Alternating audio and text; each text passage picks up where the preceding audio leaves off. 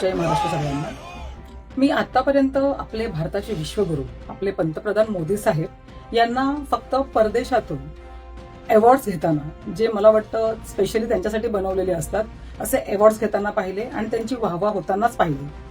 परंतु आता मी सोशल मीडियावर पाहिलं, न्यूजवर तर हे कुठे दाखवत नाहीयेत, पण 9 जुलै रोजी जो पंतप्रधान साहेबांचा ऑस्ट्रेलियाला दौरा होता, तर त्या दौऱ्याच्या वेळी ऑस्ट्रेलियातील काही संघटनांनी मोदी गो बॅक आणि मोदी गो होम अशा वेगवेगळ्या घोषणा देऊन मोदी साहेबांचा निषेध व्यक्त केला।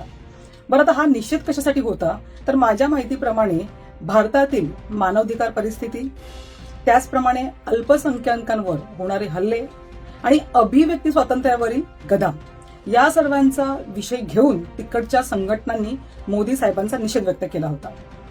आता मला म्हणायचं आहे की मला असं वाटायचं म्हणजे की एवढे दिवस फक्त भारतीयच लोक ह्या भाजप सरकारला किंवा ह्या मोदी साहेबांना कंटाळले आहेत, परंतु आज ऑस्ट्रेलियातील सुद्धा काही संघटनांनी दाखवून दिले, कुठेतरी त्यांच्या पण मनात ही भीती आहे की ज्याप्रमाणे या मोदी साहेबांनी, ह्या भाजपनी ह्या भारतामध्ये ब्रिटिशांप्रमाणे फोडा आणि राज्य करा अशा प्रकारची स्थिती आणून भारताची पुरती वाट लावली आहे, त्याचप्रमाणे ह्या व्यक्ती आपल्या ऑस्ट्रेलियामध्ये येऊन सुद्धा असंच काहीतरी करेल का अशी भीती सुद्धा त्या नागरिकांना वाटली असावी।